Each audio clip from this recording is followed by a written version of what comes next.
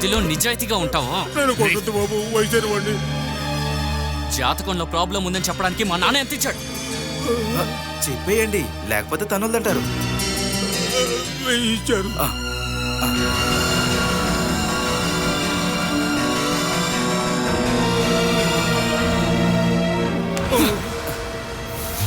ఇప్పుడు నేను ఇచ్చిన డబ్బులు తిరిగివ్వండి.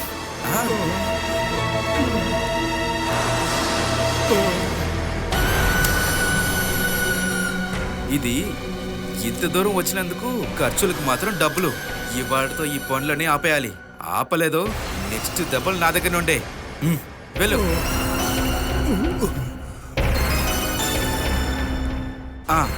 అయితే ఈ విషయానికి ఒక సమాధానం దొరికింది.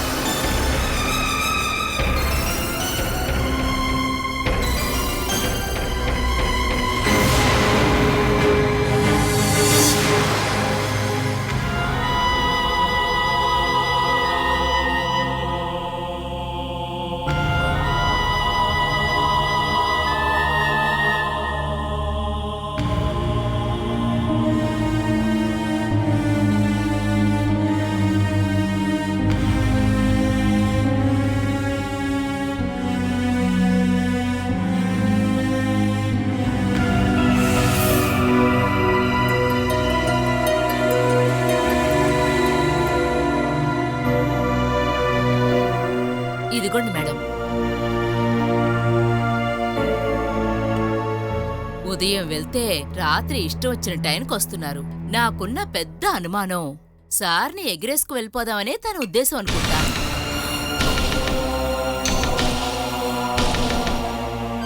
వాళ్ళిద్దరూ కలిసి చదువుకున్నారని చెప్పారు కదా, దాన్ని బట్టి చూస్తే తనకు కూడా 30 ఏళ్ళు దాకా ఉంటాయి కదా.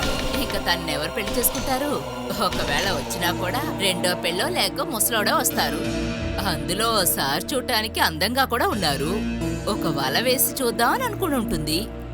మీకెప్పుడు ఇలాంటి విషయాలు మాట్లాడడానికి టైం ఉంటుందా? ఇలా చూడండి మేడం, ఇలాంటి విషయాలని చూస్తుంటేనే నాకు కోపం వస్తుంది. ఇంకా మాట్లాడటం అంటేనే అస్సలు నచ్చదు.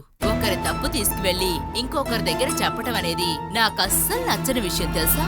ఇంకా ఇది మీకు సార్కి మధ్య ఉన్న సంబంధం గురించి కాబట్టి నేను మాట్లాడాల్సి వచ్చింది. మీరు ఈ విషయం గురించి మాట్లాడక్కర్లేదు. ఇదెలా డీల్ చేయాలో నాకు తెలుసు. సరే అయితే ఇక నేను ఆపేస్తాను. మీరు తెలుసుకోవడానికి నేను ఒక విషయం మాత్రం చెప్తాను. ఇదొక మంత్రం లాంటిది. అవును, ఇదొక మంత్రం. తను సార్కేదో మంత్రం వేసి లొంగ తీసుకుంది. అది మాత్రం నిజం మేడం. లేకపోతే సార్ ఇలా మారతారా ఏంటి?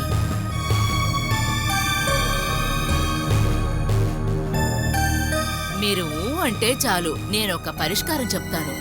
ఏ మంత్రానైనా తొలగించే మాంత్రికుడు మా ఇంటి పక్కనే ఉన్నాడు. ఒక్కసారి వెళ్ళి కలుద్దామా? ఇక చాలు ఆపు. ఎక్కువ ఖర్చవదు. ఇక చాలు ఆపమన్నాను. ఇకపై దీని గురించి మాట్లాడితే ఇంట్లోంచి బయటకు పొమ్మంటాను. అర్థమైందా? లోపలికి వెళ్ళి మిగతా పనులు చూడండి.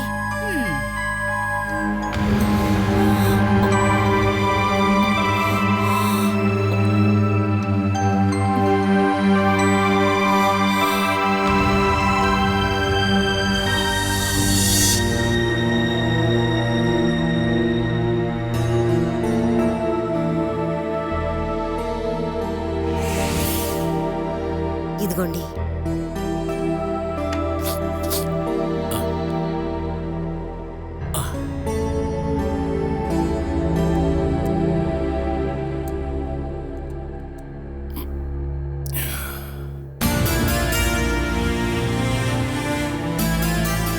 హరి, ఏమైంది బాబు?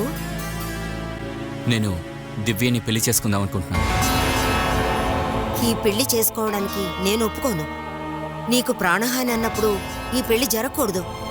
నేను తనని పెళ్లి చేసుకుంటే చచ్చిపోతానని జ్యోతిష్కుడు చెప్పాడే, కానీ జాతకంలో అలా ఏం లేదు కదమ్మా. చెప్పు. నారాయణ స్వామి గారి ఆశీర్వాదం ఉంది. ఆయన జాతకం తప్పవదు. కానీ తప్పుగా చెప్పించచ్చుగా. 1000 రూపాయలు ఇస్తే ఎవరి జాతకమైనా మారుతుందని ఈరోజే అర్థమైంది. ఈ ప్లాన్ అంతా నీకు తెలిసే జరిగిందా అని నేను నిన్ను అడగను. ఒకవేళ తెలుసుంటే ఇది చాలా పెద్ద తప్పు. నాకు పెళ్ళైపోతే ఈ ఇంటికి సంపాదన ఇవ్వనన్న భయంతోనే నాన్న ఈ పెళ్లి జరగకుండా ఉండడానికి ఇలాంటి పనులు చేస్తున్నాడు. కానీ నువ్వు కూడా అలా ఆలోచిస్తావని నేను అనుకోవట్లేదు. నువ్వు మనసులో ఏమీ పెట్టుకోకుండా ఏం జరిగిందో చెప్పు. పిల్లలకి ఎప్పుడు మంచి జరగాలని ఆ దేవుణ్ణి కోరుకుంటున్నా. మా నాన్నే జ్యోతిషుడికి 1000 రూపాయలు ఇచ్చి ఈ పెళ్లి ఆపేయమని చెప్పాడు.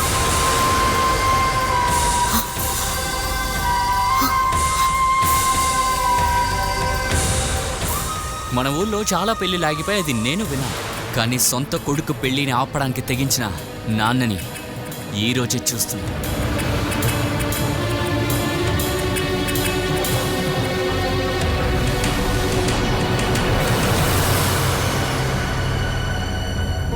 జ్యోతిషకుడు మొత్తం చెప్పేశాడు. ఒక్క దెబ్బకి చెప్పిన మాట మార్చి చెప్పాడు. ఏదైనా అనుమానం ఉంటే ఆయన పిలిచి మాట్లాడమను. అన్నీ అనుకూలంగా ఉన్నాయి అంటాడు.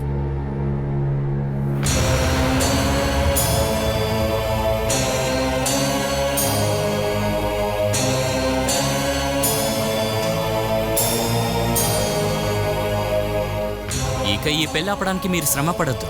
నేను వెళ్లే ముందు తాడో పెడో తెలుస్తా. నా జీవితంలో ఒక అమ్మాయి వచ్చినంత మాత్రాన అసలు నేను మీ అందరినీ మర్చిపోతానని ఎలా అనుకుంటున్నారు? మీకోసమే కదా నేను కష్టపడుతున్నాను. నేనక్కడ ఏసీ రూమ్లో కూర్చుని పనిచేయట్లేదమ్మా. నేనక్కడ అన్ని సుఖాల్ని త్యాగం చేసేసి రూపాయి దాచిపెట్టి మరీ ఇక్కడికి పంపిస్తున్నాను. నాకు జీవితం ఉండాలని మీరిద్దరు ఇప్పటివరకు అనుకోలేదా? మీకు డబ్బులు పంపించే మిషన్లా భావిస్తున్నారు నన్ను. మీరిద్దరూ నాతో ఎలా ప్రవర్తించినా నా బాధ్యతని నేను ఎప్పుడు మర్చిపోను.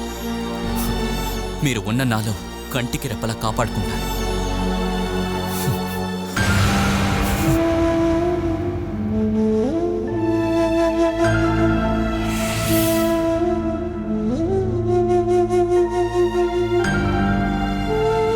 జ్యోతిష్కుడికి లంచం ఇచ్చి అలా చెప్పమన్నారా? అడుగుతున్నాను కదా.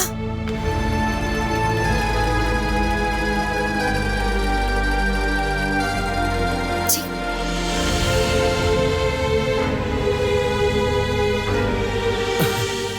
Okay. I will fix that. I will give money this month. Then okay, I'll call you later.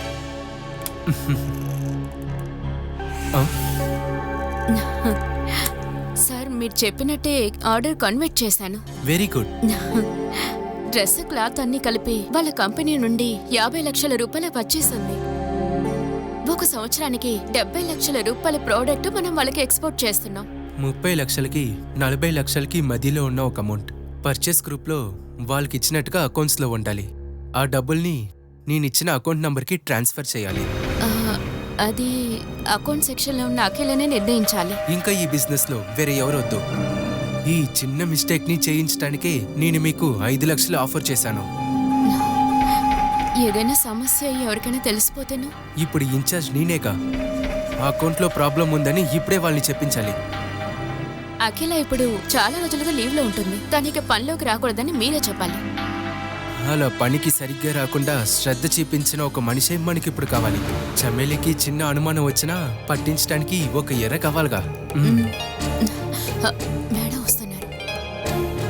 అలా అంతా చెప్పి తప్పించుకోవాలనుకోకండి. వాళ్ళ ప్రాబ్లం వీళ్ళ ప్రాబ్లం అని చెప్తే అంతా సరిపోదు.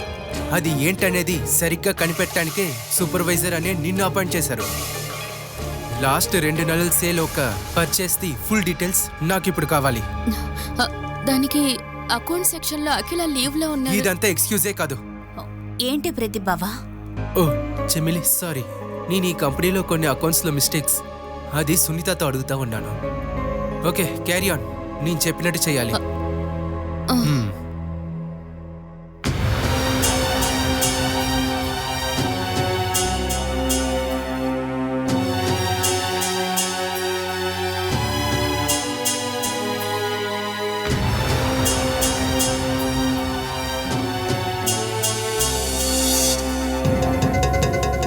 చెమ్మిలి, రోజుకి లక్షల్లో రన్ అయ్యే బిజినెస్ కంపెనీ మంది.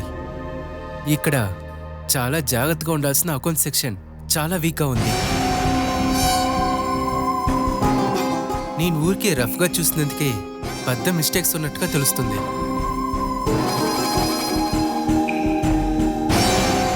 చెమ్మేలి, నేను చెప్పేది ఏదైనా గమనిస్తున్నావా? గమనిస్తున్నాను. అకౌంట్సే కదా. అవేమిటో నోట్ చేయండి. అఖిల రేపు వచ్చి కరెక్ట్ చేస్తుంది. అఖిల వచ్చినప్పటి నుంచే అకౌంట్స్ లో ప్రాబ్లమ్స్ అని నాకు అనిపిస్తుంది.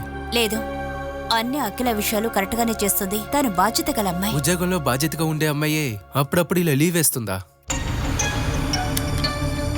Excuse me madam. Yes, madam 2 నెలల డీటెయిల్స్ ఉన్నాయి. ఆయనకివ్వండి. మ్.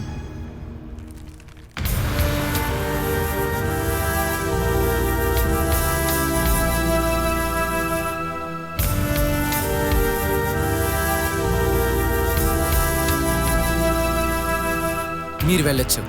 Okay sir.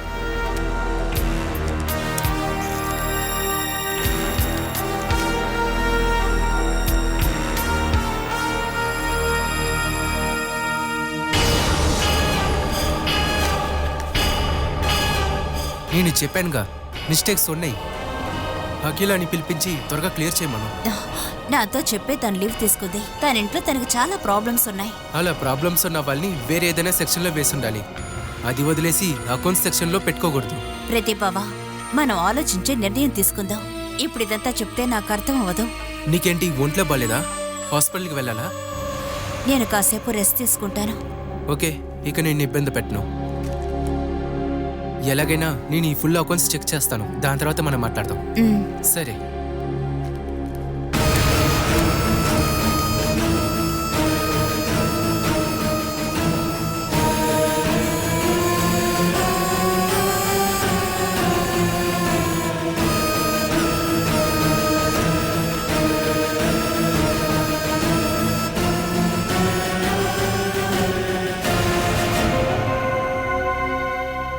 ఇప్పుడు నువ్వు కాంట్రాక్టర్ అయ్యావని ఆయన చెప్పారు. అలా ఏమీ లేదక్క. కొత్తగా రియల్ ఎస్టేట్ ప్రారంభించాను. తీసుకున్న 2-3 స్థలాలు అమ్మలేకపోయా. అందులో ఒక బిల్డింగ్ కట్టాను. అది లాభానికి వెళ్ళింది. ఇప్పుడు నోట్లు బ్యాన్ చేసి GST వచ్చిన తర్వాత బిజినెస్ లో నష్టం వచ్చింది. అందుకోసమే చిన్న చిన్న రియల్ ఎస్టేట్ వ్యాపారం చేస్తున్నా. ఆయన ఆరోగ్యం కుదుటపడిన తర్వాత ఈ రోజే ఆయన పంపు దగ్గరికి వెళ్లారు.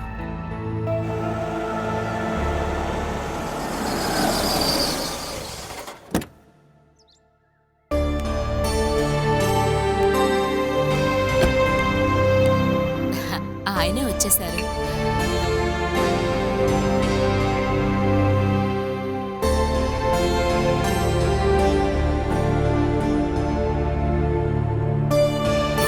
క్యాష్ ఇక్కడే ఉంది, అందుకే ఇంటికి రమ్మన్నాను. కూర్చో. పర్వాలేదు, నేను నిలబడతాను. ఇప్పుడు నువ్వేరా నాకంటే పెద్దవాడివి, అంత మర్యాద ఇవ్వక్కర్లేదులే. కూర్చో.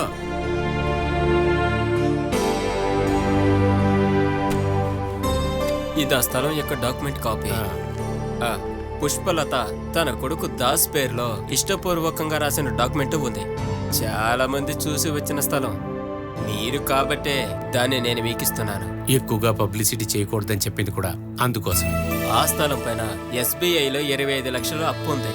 ఆ అప్పు తీర్చడం కోసమే దాసు ఈ స్థలాన్ని అమ్ముతున్నాడు. ఆయన చెన్నై నుంచి వచ్చి ఈ మారుమూల గ్రామంలో ఏం చేయగలడు? దాస్కు ఫోన్ చేశారా సార్? ఫోన్ చేశాను. ఆయనకి ఫ్లైట్ టికెట్ ఓకే ఉన్నందువల్ల క్యాష్ రఘుకిస్తే చాలని చెప్పారు. రిజిస్ట్రేషన్ ఎప్పుడు? దాసు శుక్రవారం వచ్చేస్తాడు. ఆ రోజే పెట్టుకుందామని చెప్పారు. ఈ 20 లక్షలు బ్యాంకులో కడితే వచ్చే శుక్రవారం లోపు ఒరిజినల్ డాక్యుమెంట్స్ వస్తాయి. పనులన్నీ కూడా ఆ రోజే పూర్తి చేద్దాం. తర్వాత నిన్న నేను తీసుకొచ్చిన పెట్టుంది కదా, అది తీసుకురా.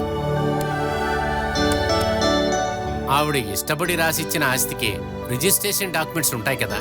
ఒరిజినల్ అన్ని బ్యాంకులో ఉన్నాయి. సబ్ రిజిస్టర్ ఆఫీస్ నుంచి ఈసీ సర్టిఫికెట్ ని మనం తీసుకుందాం. అన్ని ఒరిజినల్ డాక్యుమెంట్ ని మీరు కళ్ళారా చూసిన తర్వాతే మీరు మిగిలిన డబ్బు ఇస్తే చాలు. ఇప్పుడు మీరిచ్చే ఈ డబ్బు 20 లక్షల రూపాయల అడ్వాన్స్ కు పూర్తి బాధ్యత నాదే. ఇదిగో, ఇందులో 20 లక్షల రూపాయలు ఉన్నాయి, లెక్కేసుకో. మీరు లెక్క పెట్టింది నేను అసలు లెక్క పెట్టను. అంత కరెక్ట్ గా ఉంటారు మీరు. అయితే వచ్చే శుక్రవారం రిజిస్టర్ ఆఫీసులో కలుద్దాం. అంతకు ముందే దాసుని పిలుద్దాం. అయితే సార్, నేను బయలుదేరుతాను. శారదక్క, వెళ్ళొస్తాను. సరే. ప్రీతి సూరజ్ని, సారీ, సూరజ్ ఇక్కడ లేడు కదా. మీ మధ్యలో ఉన్న గొడవలన్నీ త్వరలోనే ఆగిపోతాయి. అక్క, ప్రీతిని అడిగానని చెప్పండి. అయితే సరే, వెళ్ళిరా.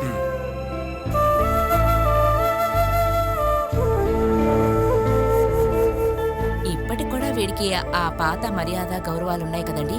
కొంతమంది డబ్బు సంపాదించగానే వాళ్ళు చూపించే అహంకారం చూడాలి. తను అలా లేడు, ఇప్పటికీ అలాగే ఉన్నాడు.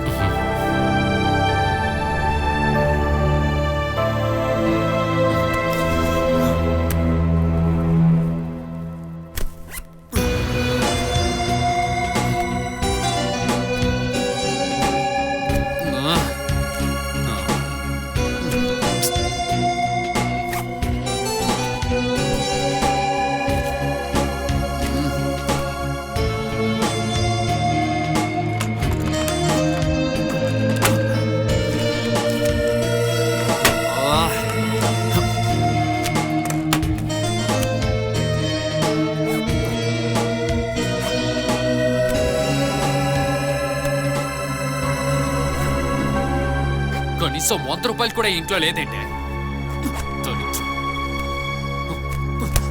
జరగవే.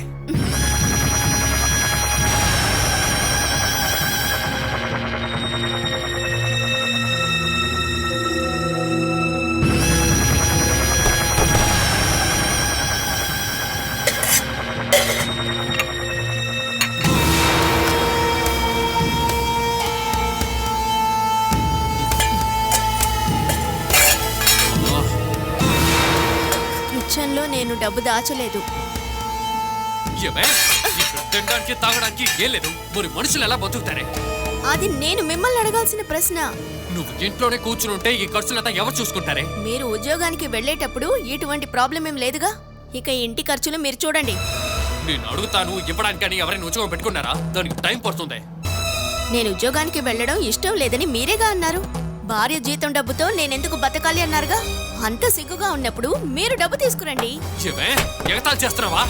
నన్ను ఉద్యోగం నుంచి తీసేశారని చెప్పానుగా. ఇంకో ఉద్యోగంలో చేరడానికి టైం పడుతుంది. ఓ, అంతవరకు ఆకలితో చేస్తావేంటే? కుదరదు. మరి మనం ఇక్కడి నుంచి వెళ్ళిపోదాం. ఎక్కడికి? మీ ఇంటికి. ఎలా? మీ ఇంటికి. మీ ఇంటికే వెళదాం అంటున్నా. ఆ నరకానికి ఇక నేను మళ్ళీ రానని నువ్వు చెప్పాక హఠాత్తుగా మనసు ఎలా మారిందే? ఇప్పుడు ఇక్కడ జీవించడమే నరకం. ఎవరికంట పడకుండా ఉండాలంటే మీ ఇంట్లో ఉండడమే కరెక్ట్ అనిపిస్తోంది. ఎవరు వెతుక్కుంటూ రారు. నువ్వేంటే ఎవరిని చంపేశావా దాక్కుని బతకడానికి? హత్య చేస్తే ఎందుకు దాక్కోవాలి? ఒప్పుకుంటే చాలుగా. మనం మీ ఇంటికే వెళ్ళిపోదాం. కుదిరితే ఇవాళే వెళ్ళిపోదాం.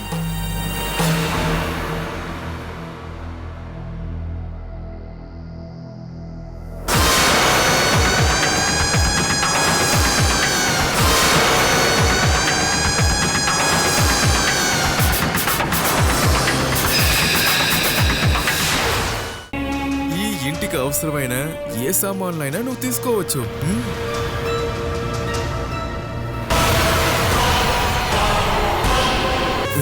మీద చేయి తీయండి. అదేంటంటే మనం ఒక అండర్స్టాండింగ్ వద్దాం.